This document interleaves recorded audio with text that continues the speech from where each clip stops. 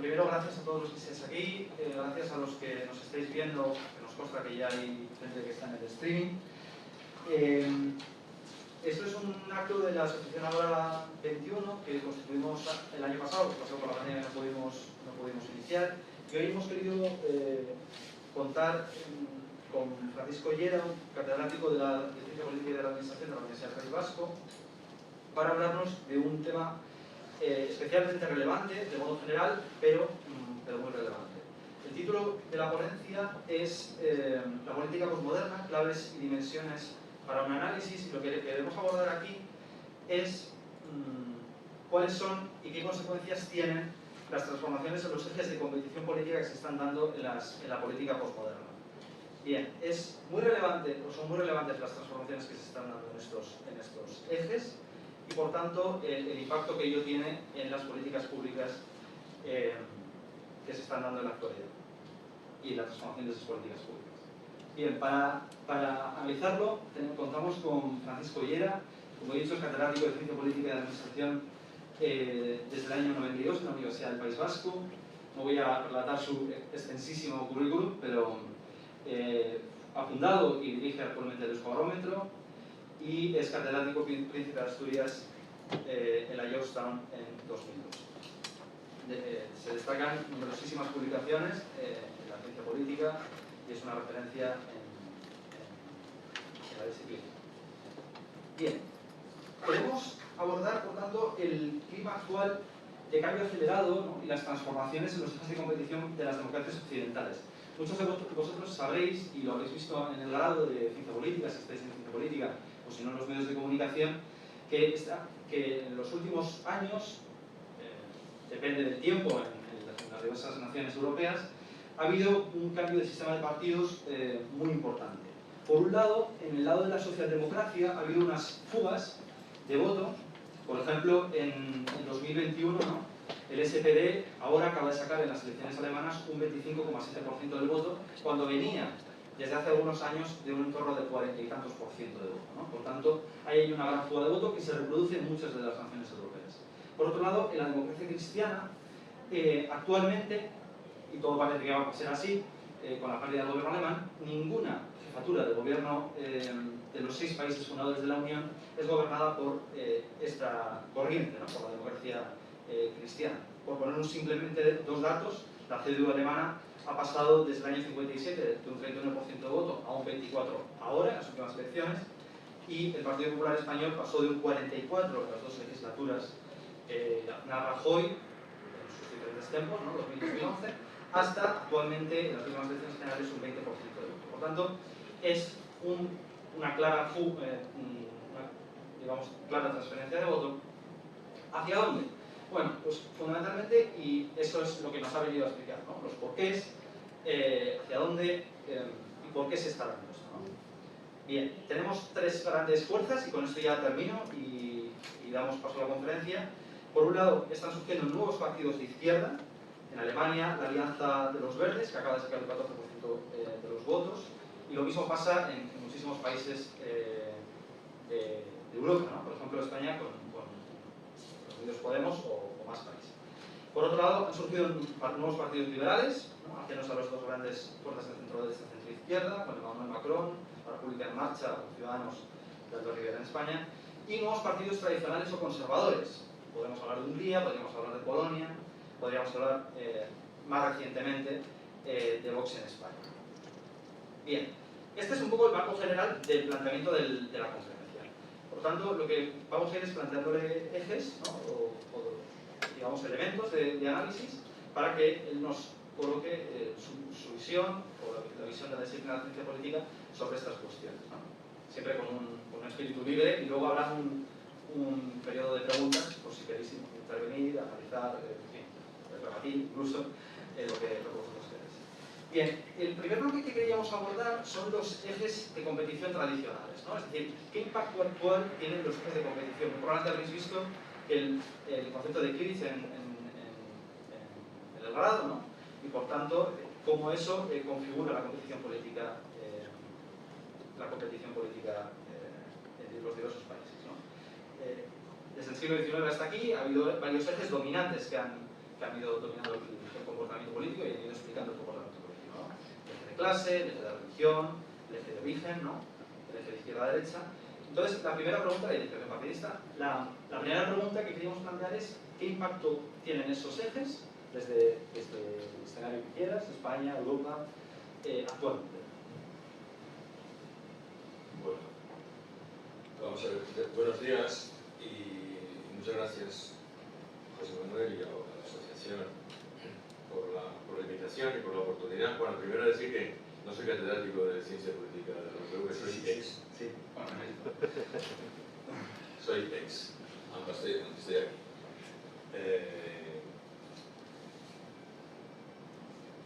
Vamos a ver. Tengo una presentación, pero creo que voy a prescindir de ella porque vamos a hacer una cosa un poquito más dinámica y prefiero ir respondiendo a las cuestiones que se vayan planteando, ¿no? Es evidente que la ciencia política hasta no hace muchos años, para explicar el comportamiento, para explicar la estabilidad de nuestros sistemas políticos, sobre todo después de la Segunda Guerra Mundial, y explicar el comportamiento de nuestra ciudadanía a la hora de votar, ha utilizado unos modelos analíticos muy consolidados, muy clásicos, basados un poco, digamos, en cuál ha sido la historia previa a la, vamos a decir, democratización y estabilización de nuestros sistemas. La referencia, lógicamente, era Estados Unidos, que es el único sistema estable, porque todos los demás hemos sido inestables, sobre todo en Europa. Pensemos que cuando empezaba la ciencia política a reflexionar, había un puñadito de democracias. Puñadito es un puñadito, o sea, nada más, una docena. Y no todas fueron estables, o la mayoría fueron inestables. Solamente Estados Unidos, digamos, pues fue capaz de tener estabilidad y, por lo tanto, de establecer patrones de comportamiento. Porque al fin y al cabo, cuando estudiamos el comportamiento humano, el político, o el económico, o el que sea, nos basamos siempre en repeticiones. Aquello que se repite de una forma sistemática se convierte en un patrón. Y ese patrón es el que nos permite a nosotros generar un modelo analítico para saber, incluso prever qué es lo que puede pasar. Lo mismo que pasa con la econometría, el tema del comportamiento electoral ha sido, digamos, la prueba del 10 de la ciencia política, porque es donde nos tenemos que jugar el tiempo haciendo pronósticos. ¿Qué es lo que va a pasar? No solamente explicar qué es lo que ha pasado, que es muy importante, lógicamente, sino qué es lo que va a pasar, ¿no? Y anticiparnos, por lo tanto, a las circunstancias, porque al fin y al cabo, en una democracia estable, lo que funciona fundamentalmente es la competición, y la competición, pues hay que controlarla, y los actores lo que quieren es estar en las mejores condiciones posibles en esa competición. Bien, entonces, en los modelos clásicos, la clave estaba, explicativa, estaba cómo hemos construido nuestros referentes políticos, es decir, cómo han aparecido nuestros competidores, es decir, los partidos. Y entonces, al hacer el análisis histórico de cómo han ido apareciendo los partidos en aquel puñado inicial de democracias, se encontraron elementos comunes, es decir, correspondían a fracturas históricas, a conflictos en el interior de cada país. Y esos conflictos dieron lugar a bandos enfrentados. Y esos bandos enfrentados, surgidos de un determinado conflicto, generaron un actor político, que a la larga llamamos partido político. Al principio no existían como tales. Y digamos, eso es lo que llamamos clívages, o clivajes, o entendámonos claramente en español, es fracturas. Lógicamente esas fracturas, a medida que pasa el tiempo, van quedando en la memoria, ya no están presentes. Algunas pueden estar más o menos vivas o sangrantes, pero otras, lógicamente, se han ritualizado, sin más, en la vida competitiva. Pues bien, eso es lo que genera, por lo tanto, en la medida en que haya estabilidad, insisto, lo que genera socialización. Vosotros y nosotros, mi generación y la vuestra, son completamente distintas. Y si a vosotros probablemente ya casi no conocéis determinados partidos políticos que existían hace mucho tiempo y que competían. Ya no sabéis ni quién era la UCD, ni falta que hace. Bueno, un politólogo lo debe saber, lógicamente, pero desde el punto de vista vital, pues que verdad. O quién era Alianza Popular, o quién era el Frente Nacional, o quién era la Falange.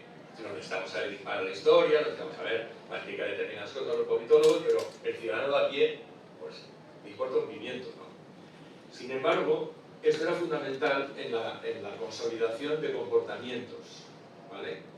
Entonces hay un modelo analítico que es el de Campbell en Estados Unidos que explica la estabilidad sistémica americana, la explica precisamente en la identificación con las marcas, con los partidos. Y esa identificación se produce en un proceso de socialización.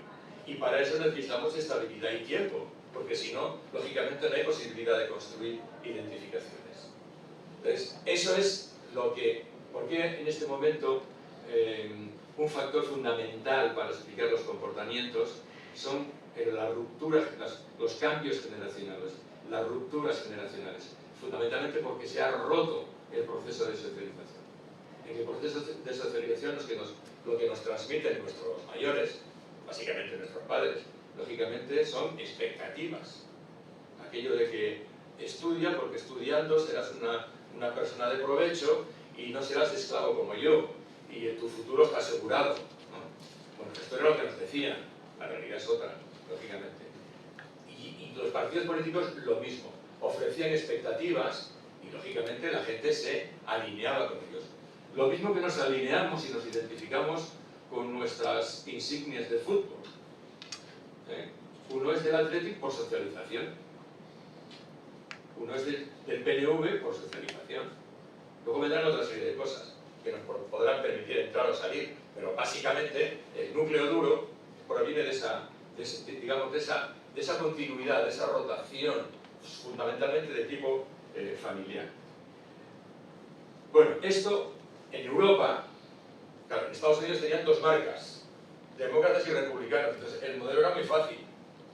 Los americanos han operado, la ciencia política ha operado y la sociología con elementos muy fáciles, con una sociedad muy estable fundamentalmente, ¿no?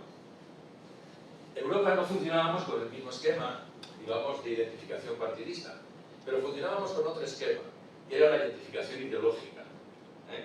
La famosa escala izquierda-derecha que utilizamos muchísimos politólogos, la utilizamos en Europa. En Estados Unidos no necesitan eso, porque no les funciona de la misma manera.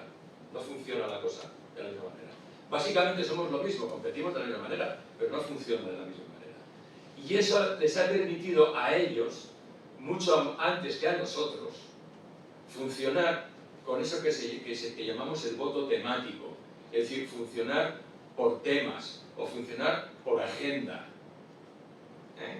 Cosa que nosotros lo tenemos, digamos, más difícil porque nuestra cultura política europea funciona más por competición ideológica, izquierda-derecha, y lo que la izquierda pueda significar y la derecha pueda significar, que no quiere decir que no se pueda, digamos, incorporar la competición por temas o la competición al estilo americano, que es lo que está funcionando.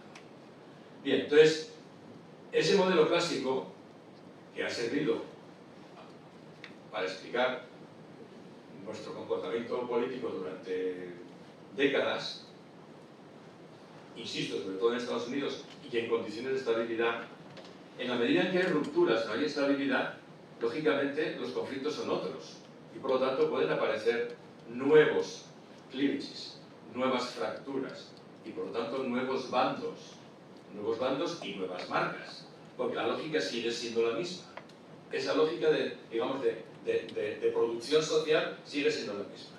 Y la transposición a la política también. Otra cosa distinta es que cambien los actores, lógicamente.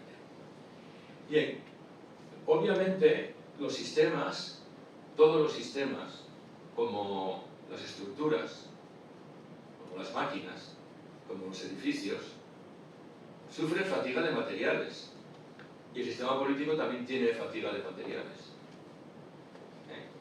Y esto es lo que nos ha venido pasando y ahora ya aquí convergemos, americanos y europeos convergemos en esta, digamos, fatiga de materiales, lo que pasa es que los actores son distintos. ¿quién se iba a imaginar esa especie de, vamos a decir, ucranización en Washington con el asalto al Congreso? Los últimos días de Trump. Nadie se lo podía imaginar, ¿no? Que eso pudiese pasar en Estados Unidos, que pasase en un país del este, o que pueda pasar en Berlín. ¿Vale? Sin embargo, si llegara a pasar eso en París, en Berlín, en Londres, no digamos en Roma, en Madrid, lo que se ha pasado es que o han desaparecido los partidos de referencia de las fracturas históricas, Francia, Italia,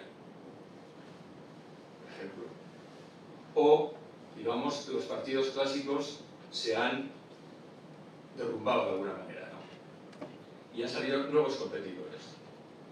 Y sobre todo, se ha establecido una dinámica que es de, frente a la trayectoria anterior, en lo que la dinámica competitiva era una dinámica, vamos a llamar, centrípeta, el centro era el que repartía el juego, la moderación era la que repartía el juego, de repente entramos en una dinámica centrífuga y polarizadora, es decir, desalineamiento, polarización, fragmentación temática, es decir, cambio en los actores, desaparición de actores. Claro, imaginaros entonces, claro, vuestra socialización ya es distinta a la mía, lógicamente.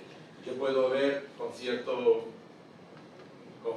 perplejidad, o cierto disgusto, o lo que queráis, la desaparición de los actores clásicos, o la pérdida de arraigo, de apoyos, de la socialdemocracia, o de no sé quién. Me puede doler la desaparición del Partido Socialista en Francia, o de los partidos clásicos en Italia, o tal, pero a vosotros es otro mundo completamente distinto.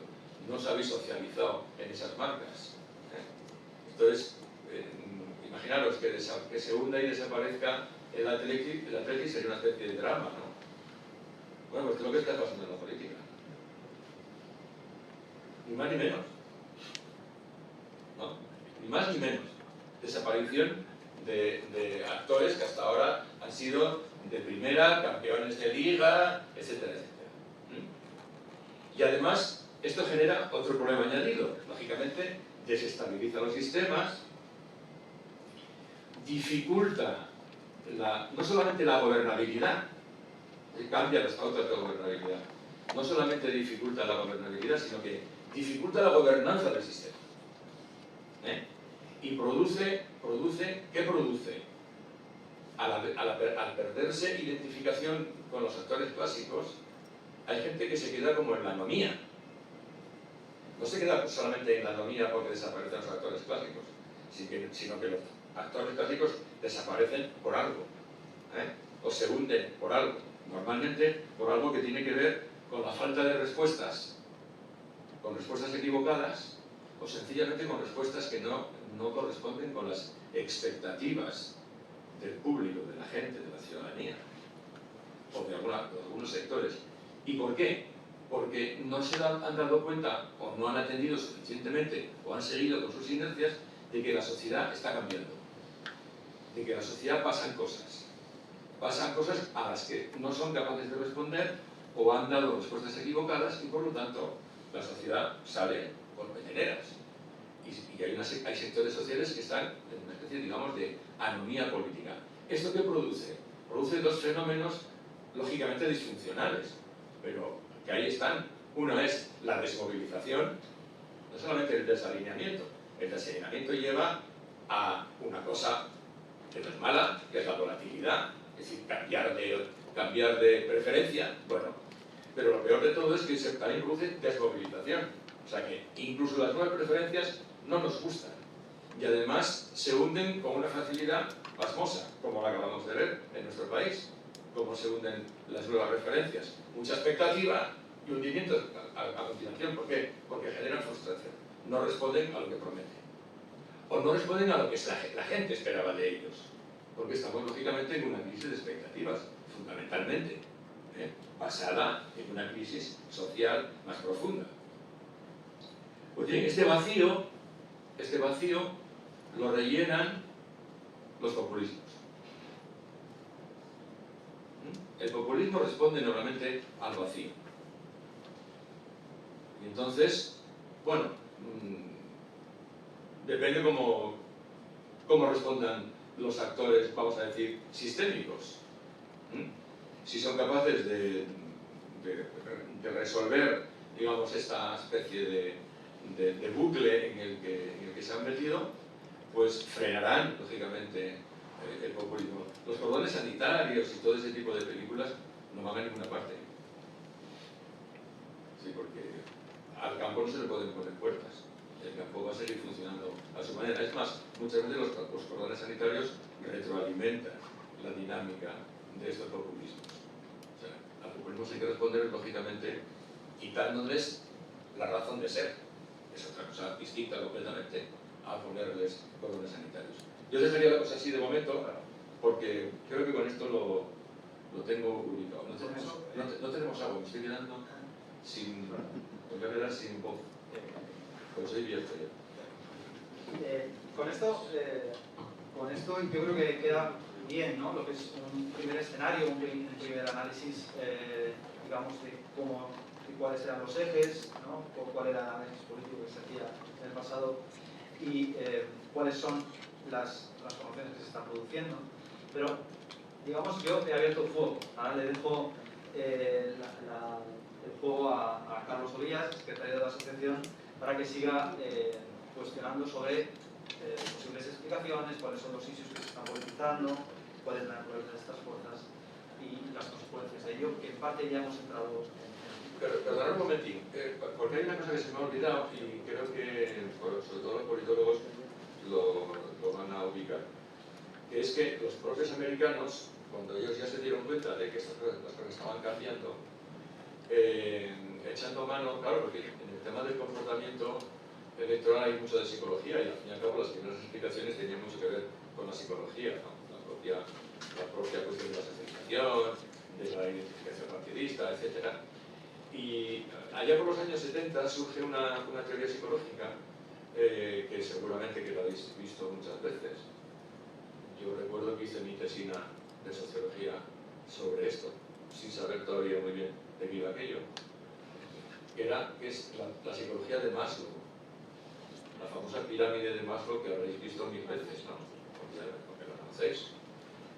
Donde, claro, los americanos, y la ciencia política lo tomó, que fue Inglehart, Ronald Inglehart, que se ha muerto el hombre este año, de puro viejo ya, pero era muy productivo y un tipo excelente, en Michigan, dijo, bueno, si yo paso esta interpretación psicológica de las necesidades, de la satisfacción de las necesidades de Maslow a la política, igual podemos entender las correcciones que están produciendo del modelo clásico de Campbell, de la identificación partidista.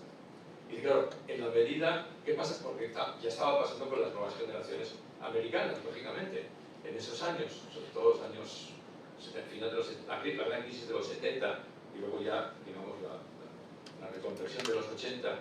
Es decir, que hay una generación nueva, hay una parte de la sociedad, fundamentalmente las generaciones nuevas, lógicamente, que han nacido con un montón de necesidades básicas resueltas, sobre todo gracias a los estados de bienestar, al crecimiento, a las clases medias, a la sociedad de bienestar en general. Y estas generaciones, que ya tienen otras necesidades distintas, ya no funcionan con los mismos esquemas, con los mismos cleavages, con las mismas fracturas históricas, las mismas referencias que se habían producido anteriormente. Por lo tanto, empiezan a funcionar de otra manera distinta. Imaginémonos que aquí gracias. Por el rescate. 30 céntimos me ha costado. Perdona.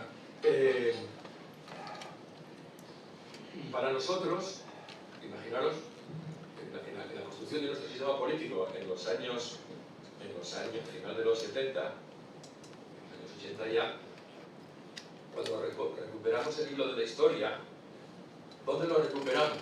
Lo recuperamos lógicamente en la República, en la Segunda República y en la Guerra Civil. Entonces, ¿qué es lo que queda de la Guerra Civil y de la Segunda República? Dos bandos. ¿Vale?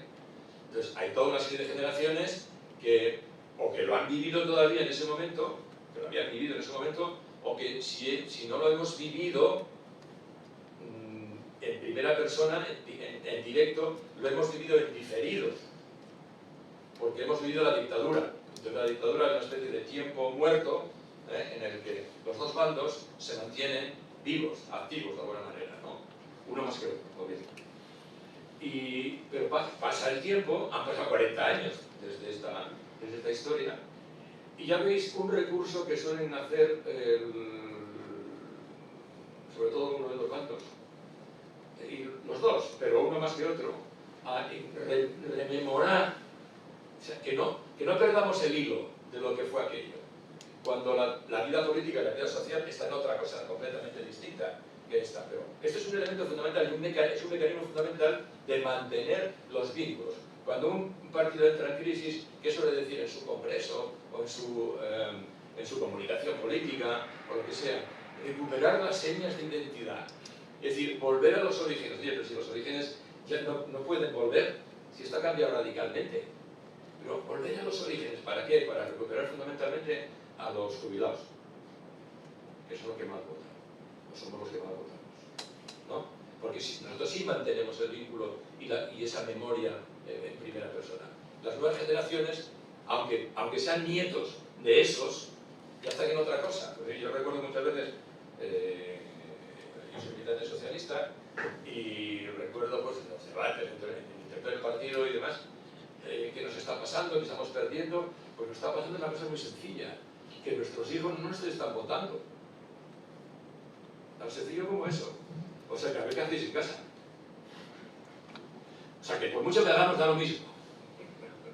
Por mucho que hagamos da lo mismo, porque, digamos, las conexiones de esta nueva generación son completamente distintas. Bueno, me decía que me quedaba aquí y ya me estoy volviendo a enrollar. Creo que tu juego, y le doy paso para continuar la relación. Brevemente pasamos al bloque número 2 de esta intervención, en la que, bueno, en Ágora Siglo XXI queremos proponerle a Francisco que nos despegue cuáles que son las claves o las explicaciones del surgimiento de la nueva política que ha producido, digamos que, nuevos ejes, ¿no? La división alta, no sé si habéis oído hablar de este término, es un término americano que hace referencia a green, ¿no? Verdes, alternativos y libertarios, versus tradicionales, autoritarios y nacionalistas.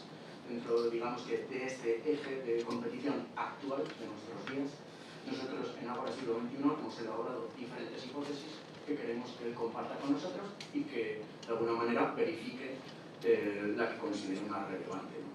Por un lado, hemos elaborado un conjunto de explicaciones económicas que hacen referencia a la precariedad económica en la que actualmente vivimos y que han producido, por ejemplo, una desafección en cuanto a los partidos políticos tradicionales, a la diferencia entre los diferentes beneficiados del sistema del estado del bienestar. Hay personas que se pueden beneficiar más y otras menos, y eso produce también que haya personas que lo defiendan y otras que no.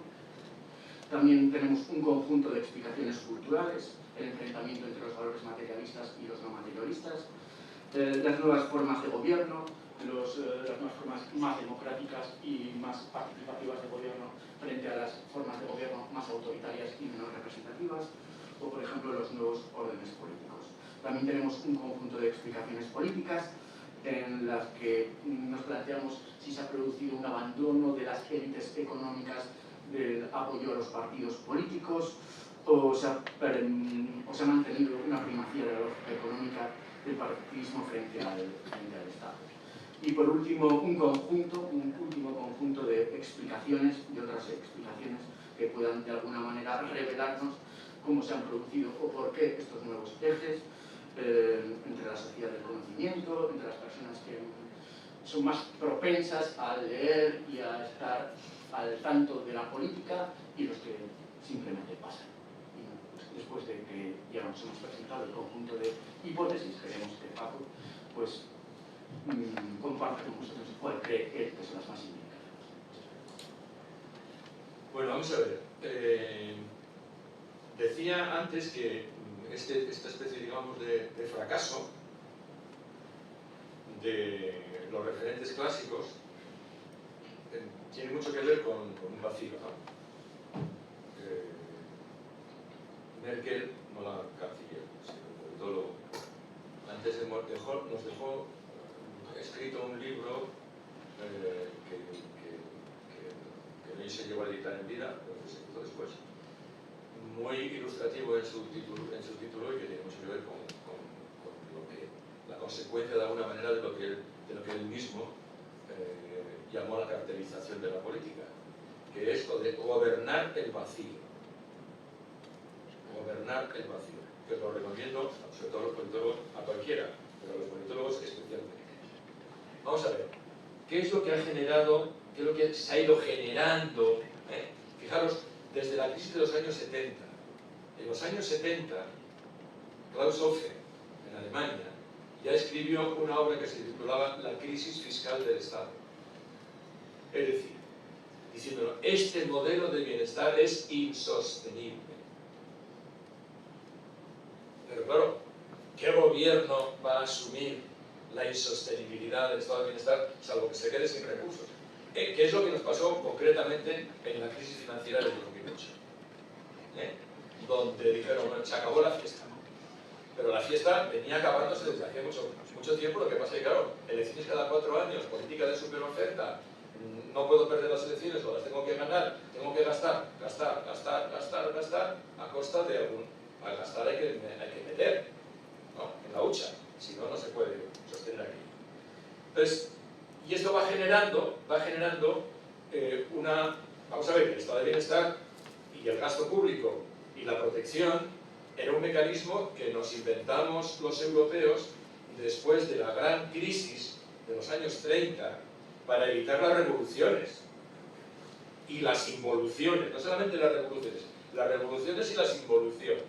Es decir, no podemos llegar a otra crisis con un montón de gente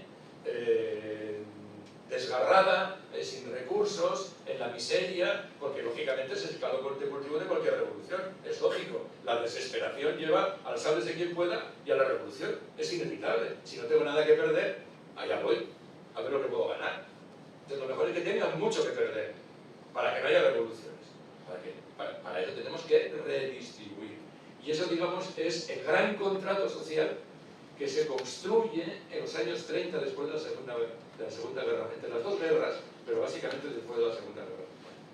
Y ese contrato social de redistribución es lo que de alguna manera se empieza a romper en los años 70 y quiebra definitivamente en el año 2008 con la crisis financiera, porque el capitalismo ha cambiado. El capitalismo ha cambiado y no tiene un contrincante como lo tenía antes, que era el comunismo de la Unión Soviética, porque también quebró. Y ya veis la herencia del comunismo de la Unión Soviética. ¿Cuál es? ¿No? Bueno, entonces, claro, era un mundo sin alternativas. Era un mundo sin alternativas. Pero al mismo tiempo iban fraguándose más desigualdades, más fraccionamiento social. Y claro, la teoría de la satisfacción de las necesidades de Maslow pues servía para las nuevas generaciones de la clase media más o menos instalada, y para las clases altas y tal, o para los trabajadores con empleo fijo, con sindicatos fuertes, de los sectores productivos potentes, etcétera, etcétera. Pero para todo lo demás generaba expulsión del sistema, exclusión social, y ya no llegaban la capacidad, digamos, de reparto. Entonces ha ido generándose como una nueva estructura de clases. Los que dependen del mercado, y el mercado va bien, y los que dependen del Estado, de una u otra manera, directa e indirectamente, y de lo que el Estado pueda repartir, redistribuir, ¿no? Que cada vez es menos. Que cada vez menos, y hay mucha gente a la que ya no le llega. Entonces tenemos que buscar mecanismos de universalización, lógicamente, de rentas de compensación, etc. Claro, esa reestructuración social. Fijaros, en los años 2010, 2011, un dato que constatábamos, que sabéis que en las encuestas nosotros utilizamos un indicador que es muy significativo a la hora de la identificación y del comportamiento y tal, que es lo que llamamos la clase social subjetiva. Es decir, ¿a qué posición social cree usted que pertenece? Bueno, pues una cosa que constatamos fue cómo se producía un desclasamiento, sobre todo en una parte de la clase media, en la que ya dejaban de decirse a sí mismos clase media y empezaban a decirse clase baja, que es que realmente era lo que estaban padeciendo, que se estaba produciendo ese desclasamiento, porque además los indicadores económicos nos dicen que la crisis del 2008 ha sido brutal, sobre todo contra las viejas clases medias, no las nuevas clases medias. Entonces hay una fractura, si las viejas clases medias han pasado a engrosar, digamos, la clase baja, pero la clase baja no son los obreros, los obreros industriales de las grandes industrias, sobre todo de las tecnológicas más avanzadas, etcétera, etcétera, con trabajo estable, con sindicatos regulando las condiciones de trabajo, con las condiciones de trabajo bien reguladas, etcétera, están en su sitio, obviamente. El problema son los que no tienen, los que están en la precariedad, etcétera. Esto ha generado, inevitablemente, como toda fractura social, son muchas pequeñas fracturas, es como lo del volcán, ¿no?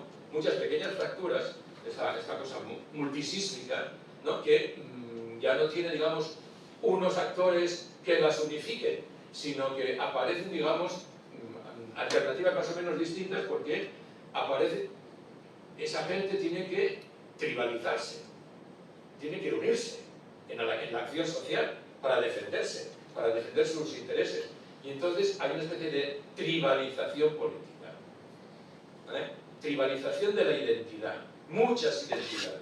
Ya no dos identidades básicas o tres identidades básicas que eran el centro, la izquierda y la derecha, o lo que queramos llamarle, sino que hay, lógicamente, la proliferación de fragmentos y la proliferación, por lo tanto, de tribus políticas, tribus sociales, tribus políticas e identidades, que de alguna manera ya lo veíamos también en los consumos culturales.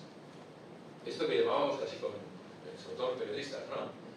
Las tribus urbanas, en la política, en la música, en los gustos, en los consumos, en las vestimentas, etcétera, etcétera. Bueno, pues esto ha llegado a la política. Y en la política ahora lo que tenemos son muchas tribus. Transitoriamente. Ya veremos a ver en qué acaban todo esto. Y ya, insisto, hablamos fundamentalmente de los límites del estado de bienestar y de la necesidad de reconstruir el contrato social, precisamente para repensarnos a nosotros mismos. Claro, ¿y qué nos pasa? Nos hemos olvidado de una palabra que no es mágica, que es la realidad, que es la globalización. Donde nos obligan a competir en un mundo en el que no estábamos acostumbrados a competir. Estábamos acostumbrados a marcar las reglas de la competición desde el centro capitalista, que era el eje Estados Unidos-Europa. Pero ya veis que Estados Unidos cada vez tiene menos interés en tener a Europa de eje. Está jugando a otra historia distinta completamente, ¿no? Así que también forma parte de la fragmentación esta de la globalización. Por lo tanto, estos son, yo creo, los elementos que explican lo que están detrás. Es decir, al final, la explicación de los cleavages, de las fracturas, sigue siendo válida.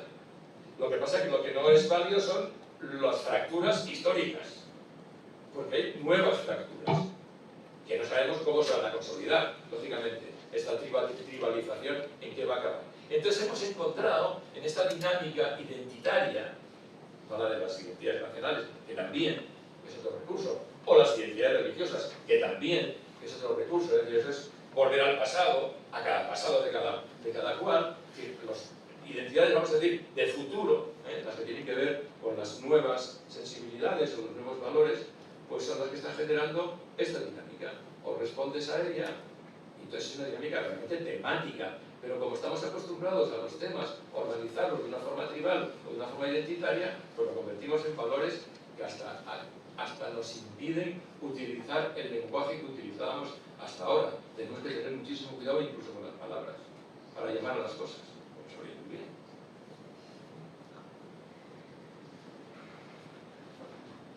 Bueno, pues después de abordar el primer bloque en el que hablábamos de los ejes de los que venimos del pasado y el bloque actual de los ejes y clivajes presentes, pues nos queda únicamente por responder a la pregunta de qué sucederá o qué podemos esperar en el futuro, ¿no? ¿Qué respuestas vamos a obtener? Entonces, pues queremos preguntarle a Francisco cuál cree él que van a ser las consecuencias de la transformación y las perspectivas de futuro. Nosotros, al igual que antes, hemos elaborado unas hipótesis en las que buscamos su pronóstico y a ver si la ciencia política pues, tiene patrones o pautas que puedan determinar cuál va a ser el comportamiento político, por ejemplo, en cuestiones como la fragmentación. ¿Vamos a continuar con un sistema político fragmentado o vamos a volver a un sistema político concentrado? A la polarización y como por ejemplo van a responder sociedades polarizadas a problemas exógenos, como por ejemplo ha podido ser esta crisis sanitaria del COVID, o la calidad democrática, como estos nuevos clivajes va a influir respecto a esta cuestión, o la estabilidad de los sistemas políticos y de partidos, que, como ha mencionado anteriormente, producen en ocasiones desafecciones y la desaparición repentina de alguno de ellos que frustra las expectativas.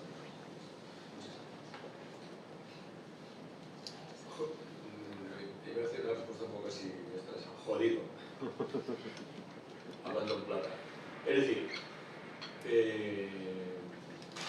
hacer perspectiva es complicado. En primer lugar porque las democracias son plurales. Es decir, no hay una democracia, hay muchas democracias. Cada país tiene su modelo. Y es verdad que podemos hacer tipologías y modelos más o menos similares. Y bueno, aparentemente las democracias europeas son todas muy parecidas y ya veis qué situaciones tan distintas hay si comparamos Italia. Vamos a coger el puñadito nada más, ¿no? Italia, el Reino Unido, España, Francia, Alemania, Bélgica, por poner un puñadito, ¿no? O Escandinavia, que era la aparente meca de la estabilidad socialdemócrata, de la felicidad absoluta, etcétera, etcétera, ¿no? No se libra nadie. No se libra nadie. No se libra nadie de la desafección, que es la razón profunda, lógicamente. No se libra nadie del desgaste del modelo de bienestar. Y no se libra nadie, por lo tanto, la relación economía con la política, mercado, Estado, el papel del mercado, el papel del Estado. Y no nos libramos nadie tampoco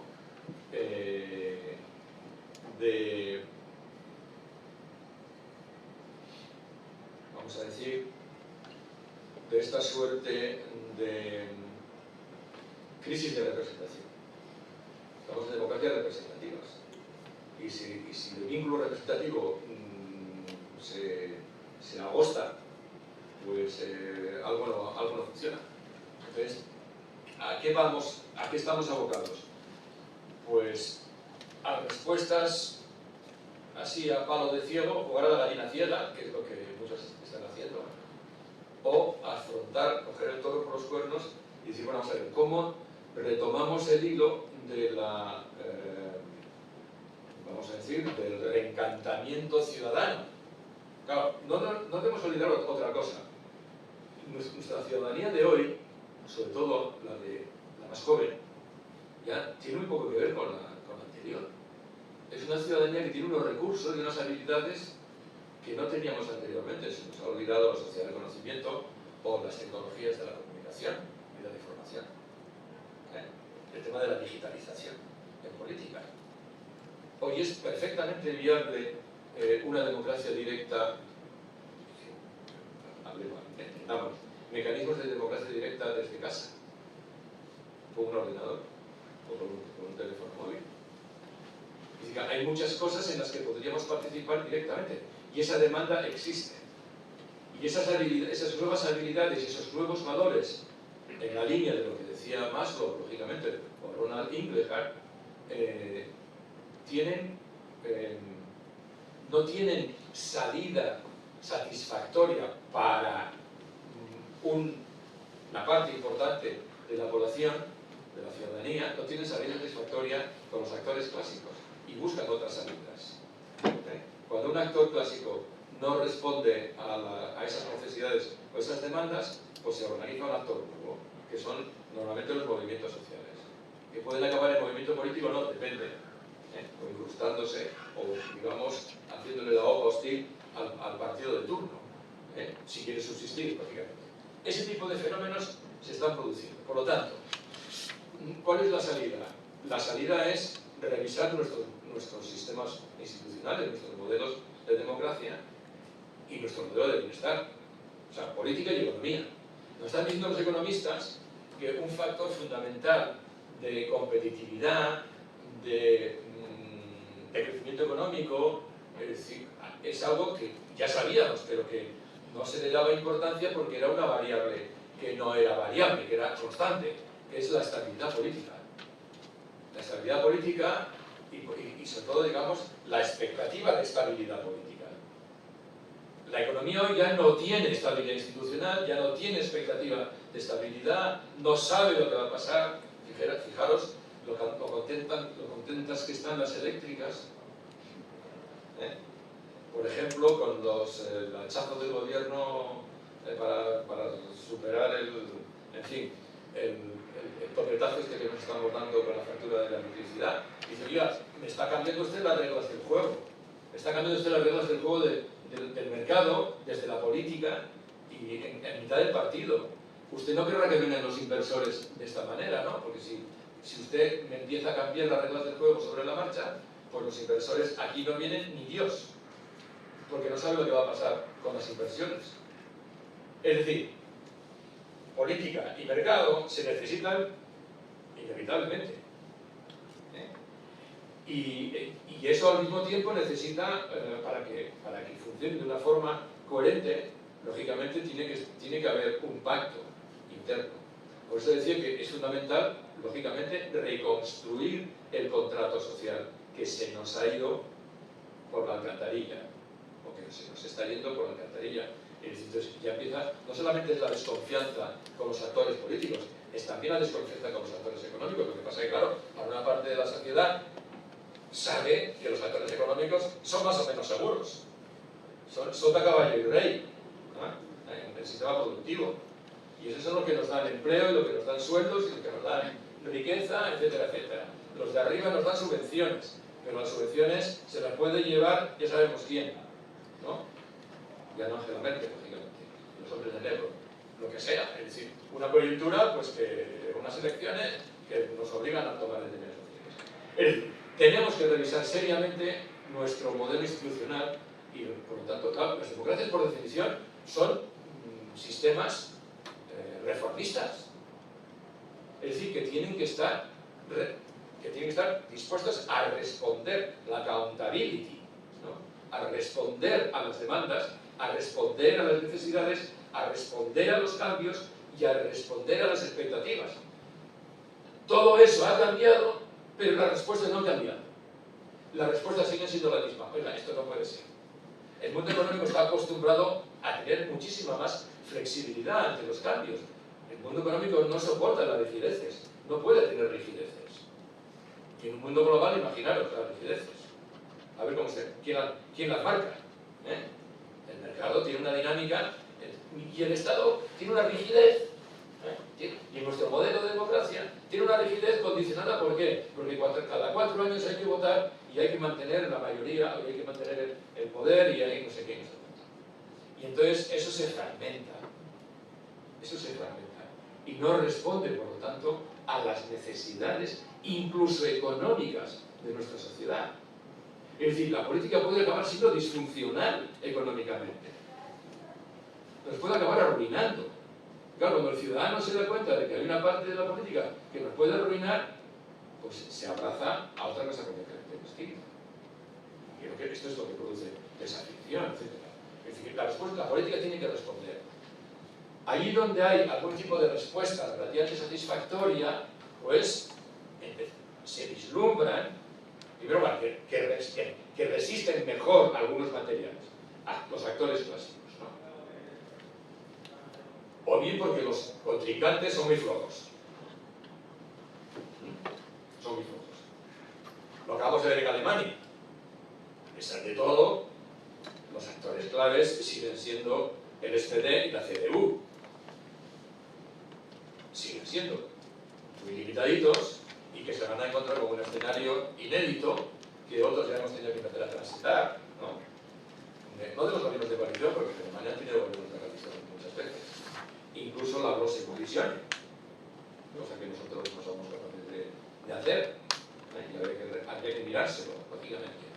Y sobre todo de una forma, cuando hay una situación muy complicada y una situación de transición, que es lo que han hecho en Alemania, cuando lo hicieron después de la Segunda Guerra Mundial, todo el mundo decía, bueno, es lógico, salen de lo que salen, entonces eso hay que reconstruirlo. Pero bueno, ahora, en la crisis de la reunificación, podría tener también su explicación, pero en la crisis financiera, donde ellos eran los campeones de la Unión Europea, pues tendría menos razón de ser, y sin embargo, lo han hecho. Y han logrado revisar y corregir y reformar su sistema y muchas cosas.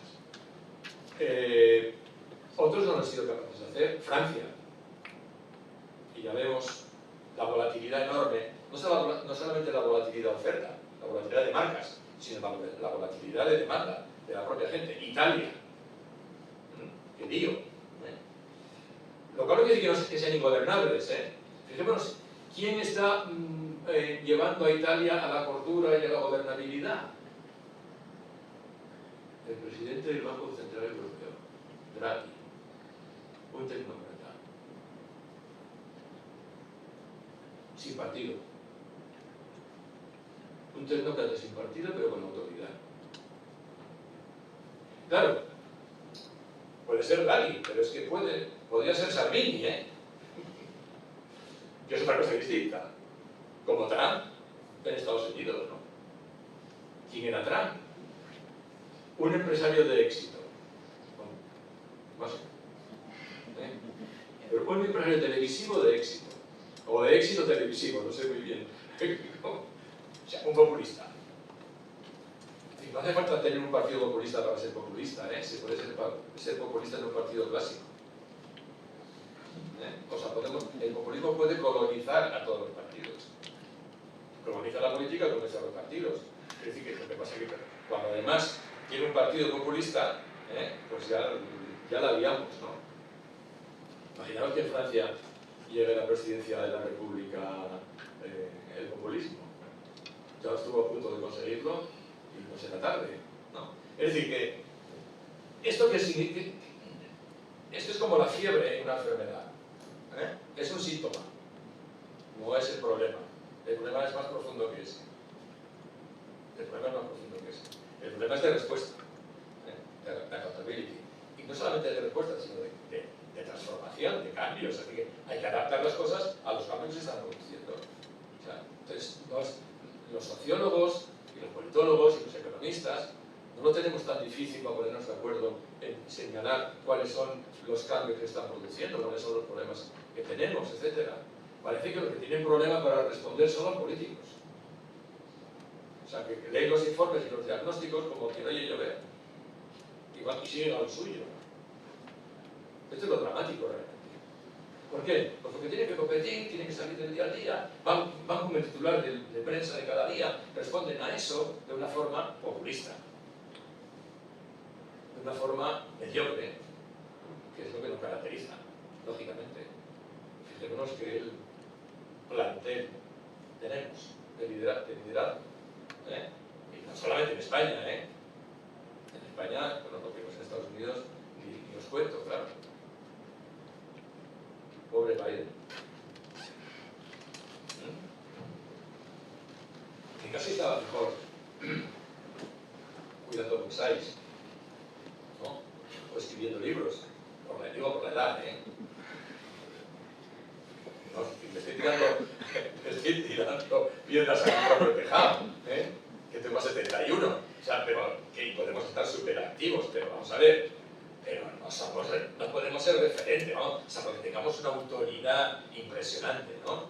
Entonces, bueno, para salvar una situación determinada, a lo mejor, sí, pero que ese sea el recurso que tienen los demócratas en Estados Unidos, para desmontar el lío que les había montado el otro pájaro.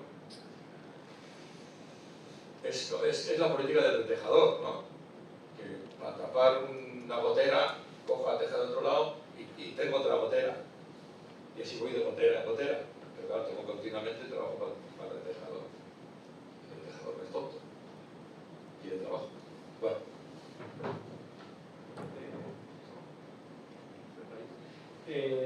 Bien, si queréis, y nos da permiso Francisco, podemos pasar al turno de preguntas. Con permiso desde el primer minuto. Es de lo que se trata. A lo largo de toda la conferencia han salido numerosos temas, numerosos análisis, numerosas dimensiones analíticas, y quizás podéis tener alguna pregunta. Os paso el micro. Pregunta o réplica, ¿eh? O réplica. La pregunta, ¿no? Va a contar. Matiz. ¿Por ahí? Para empezar algo. Hombre, yo creo que también... Es la imposición de las redes. Tienen que escucharte. Que digo que yo también, más allá de la responsabilidad de los políticos, hombre, también las grandes empresas y los grandes fondos de inversión tienen un poco de responsabilidad. Sí, sí, y claro. quiero decir, en el sentido de que a veces parece, más allá de todas estas milongas de la responsabilidad social corporativa y todas estas cosas que venden muy bien, pero que me da la sensación de que son poco eficaces y tienen poco que ver con la realidad, ¿verdad? No se implican mucho, digamos, en dar respuestas al sistema social, a las sociedades en su conjunto, más allá de sus inversores y, bueno, aunque es verdad que da trabajo evidentemente, pero bueno, es decir, no tienen una visión, digamos, de que son sociedad también, es decir, porque al final parece que, bueno, que las empresas funcionan, las grandes empresas y tal funcionan y los políticos y la política lo único que puede hacer es, digamos, atarlas de pies y manos de manera que no pueden ser flexibles, que no se pueden mover en el mundo de la globalización, etcétera, etcétera. Hombre, también, quiero decir, la responsabilidad social en general, el sistema social de las grandes empresas y los fondos de inversión, bueno, pues igual es también una de las raíces o una de las causas por las cuales está sucediendo lo que está sucediendo. No me va a poner plan keynesiano, pero bueno, tiene que haber un término medio, ¿no? Hombre, vamos a ver, sí, efectivamente, el problema del mundo económico, del capitalismo, al cabo, todo es capitalismo. El problema del mundo económico, con el mercado, es que el mismo tampoco es homogéneo. El problema de la globalización es que quien domina el mercado y quien domina, vamos a decir, la dinámica competitiva en el terreno de la economía, que, vamos a ver, la política y los estados tienen una frontera y actúan con limitaciones, porque la soberanía es una soberanía limitada, obviamente, pero tienen más soberanía que las empresas. Las empresas funcionan en un mercado completamente abierto, proteccionista. El proteccionismo pues tiene sus limitaciones. El American First, bueno, ya sabéis, o Boris Johnson ahora en el Reino Unido, tiene sus limitaciones. Tiene un mundo globalizado, pero el problema fundamental es la diferenciación entre, vamos a decir, la economía productiva y la economía especulativa. El tema del capital financiero, que va por una lógica completamente distinta. Y esto es lo que nos ha envenenado y lo que nos ha empantanado y lo que nos ha estallado en las narices en el año 2008. Y esas burbujas nos pueden volver a seguir tocando las narices y digamos, complicando mucho la vida, no ya a la política, a los ciudadanos, sino a las propias empresas, al mundo, a la parte productiva del capitalismo. Entonces, en el propio capitalismo, el capitalismo no es homogéneo. Y el mundo económico y el mundo del mercado no es homogéneo. Hay dos mercados, el de la economía productiva y el de la economía especulativa. Entonces, claro, lo que pasa es que aquella funciona con las inyecciones de dinero de los otros. Y esto es un lío. ¿Cómo se controla? En el tema de la globalización, el control de la economía especulativa es complicadísimo. Eso es complicadísimo. Y es la que... Pero claro, es un factor que tenemos ahí. Y entonces hay que intentar, lógicamente, ponerle límites y eso solamente se puede hacer desde la política. Porque las empresas no lo pueden hacer. El que está dedicado a la producción de acero o de componentes informáticos o de coches, pues está dedicado a eso y tiene que competir en un mercado global, etcétera, etcétera, y depende financieramente de quien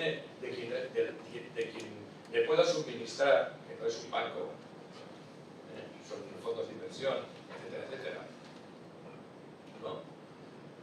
Fijémonos el otro drama, es decir, el drama de que nosotros, metiendo en la huchita para cuando nos jubilemos, por si acaso los sistemas públicos de protección social, de pensiones, no funcionan bien, entonces nos metemos y decimos, métalo usted en un fondo privado, en una hucha y tal, y cuando llega la hora de verdad, ese fondo privado vuela, quiebra, y a ver, ¿a dónde recurrimos? ¿A quién recurrimos?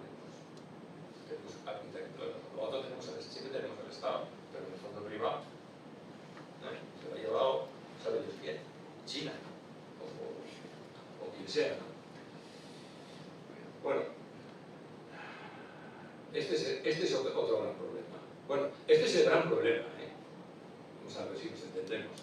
Este es el gran problema. Al fin y al cabo, el problema de la economía es el gran problema. La política tiene una función de regulación. La política tiene una función de regulación del conflicto, para que la sociedad no se desmorone. La política no produce. Quien produce es la economía. Y quien nos hace comer es la riqueza. Entonces, la política lo único que puede hacer es ayudar a redistribuir, ayudar a que las cosas, a lubrificar un poco la cosa, a que aquello funcione mejor, a proteger, en el caso de que haya que proteger, etc. Y a regular los conflictos, ¿no? Y las condiciones laborales, condiciones salariales, etc. ¿No? Pero ya veis que incluso la política ha dicho, bueno, mejor que os pongáis de acuerdo vosotros, los actores sociales, y yo bendigo lo que vosotros acordéis, diciéndoos que hay algunas limitaciones. Y yo tengo capacidad de negociación internacional con mis socios de área política, ¿no? Y por eso la geopolítica es tan importante, claro. De todas maneras, no olvidéis una cosa, el modelo europeo, que es el que tenemos siempre presente, es absolutamente excepcional. Esto es una torre de marfil que no hay quien la sostenga, sobre todo con los nuevos competidores. Ir a decirle al sistema comunista chino que aplique los mecanismos de protección social y de regulación que tenemos nosotros. Ellos son comunistas, de nombre.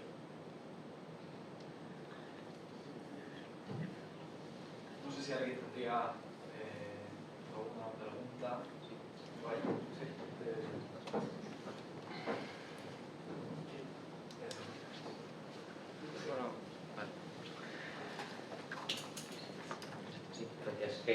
Yo, sobre todo, hablando por parte de lo que está pasando en nuestro país, ha hablado usted de los populismos que se han generado en los últimos años. Yo quería preguntarle dos preguntas, voy a intentar no ser un poco breve.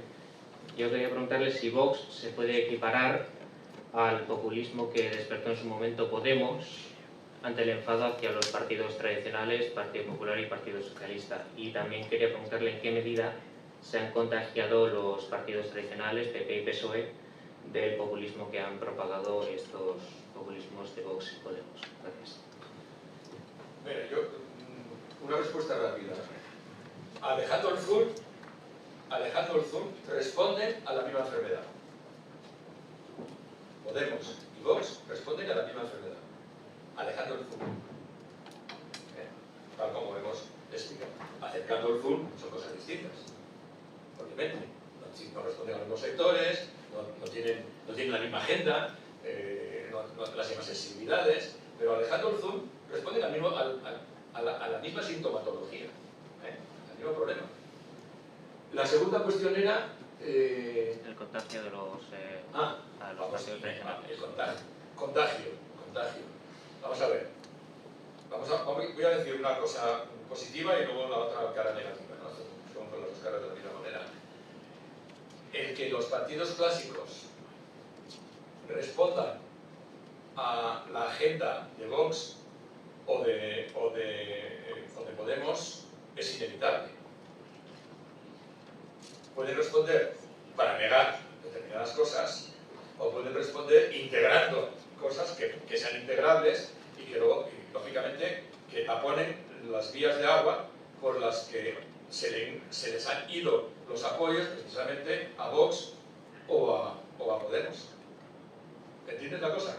Es decir, que Vox y Podemos se alimentan de las vías de agua, de la agenda política o de la gestión, de la trayectoria del Partido Socialista o del Partido Popular, como por caso. Bien, porque lógicamente no se desgasta quien no gobierna, aunque la oposición también desgasta, ¿eh?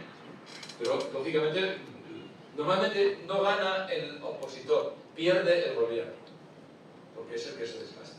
Y entonces el opositor tiene la suerte de que el otro se desgasta y es su oportunidad. Entonces, en esa dinámica, lógicamente, de desgastes reiterados, etcétera, etcétera, pues se va quedando mucho por el camino, sobre todo cuando hay una crisis en la que no se responde adecuadamente. Entonces, la ausencia de respuesta es lo que abre las vías de agua y aparecen otras respuestas. Las que tú no te atreves a asumir, o no eres capaz, o no tienes inteligencia para responder a eso. Entonces, claro, llega un momento que dice, ¿me está pasando esto? Bueno, pues entonces habrá que integrar, habrá que cambiar el programa. ¿Qué hace el Partido Socialista con su programa para intentar recuperar los votantes que se le han ido a Podemos? Izquierdizarse. Simplificando la etiqueta, ¿eh? ¿Qué hace el PP para intentar tapar la vía de agua de los conservadores o que se le han ido a tal? Pues derechizarse. ¿Qué es lo que pasa? Polarización y vaciamiento del centro. Y bueno, pues entonces, fantástico para Ciudadanos, ¿no? Que se convierte en la bisagra. Sí o no, depende cómo responda. Parecía que respondía y que tenía el alcance de la mano, pero la fastidió. Y entonces, ¿qué es lo que pasa? Pues entonces hay un electorado del centro que es mayoritario, el electorado moderado, el electorado volátil, el electorado no identificado, pragmático, que lo que busca es la mejor gestión, la mejor respuesta. No vaya radical ni nada por el estilo, que dice, bueno, pues entonces, a ver, ¿quién se acerca más a esa posición? Porque claro, los otros dos están enciscados en a ver cómo tapo la vía de agua por aquí y por allí. Y entonces a veces, inevitablemente, en este juego de respuesta, si no tengo respuesta sustantiva, con una agenda política, la tengo discursiva, y ese es el populismo. O sea, detrás, nada. La nada. Bla, bla, bla, bla, bla, bla. Lo que ya en política llamábamos política de superoferta, que era lo que nos decía Giovanni Sartori cuando hablaba precisamente de los sistemas de pluralismo polarizado, es decir, precisamente que funcionaba con esa dinámica competitiva de la política de superoferta, ofrecer el oro y el moro sabiendo que al fin y al cabo es un engañabobos. Eso es populismo. La otra cara, dice que cara positiva, la de respuesta, cara negativa, la de bla bla bla.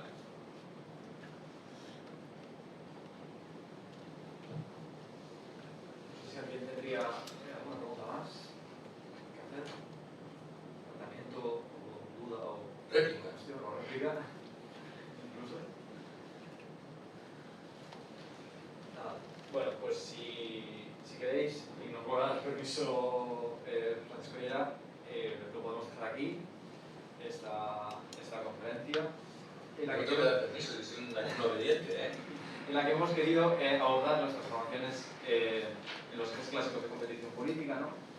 Y lo que queremos con esta asociación es hacer un análisis en positivo, ¿no? Es decir, abandonar esa, que diría Zollín, esa depresión enorme de la vida, en base a dos principios, ¿no? Que es la que rige estas conferencias, estos actos, estos diálogos que celebramos, ¿no? El rigor, por otro lado, la pluralidad. Bueno, agradecerte, Paco, la presencia aquí, en este acto y tu intervención, y agradecer a todos vuestra presencia, tanto los que estáis presencialmente como los que estáis viendo en streaming, y avisaros que seguiremos planteando nuevos actos, nuevas conferencias, nuevos diálogos, tanto en este ciclo como en otros, que potencialmente serían de vuestro interés. Hay que decir, si aquí hay politólogos, supongo que lo sabrán, fijaros la cantidad de trabajo que tenéis. Bueno, pues muchas gracias a todos. Sí.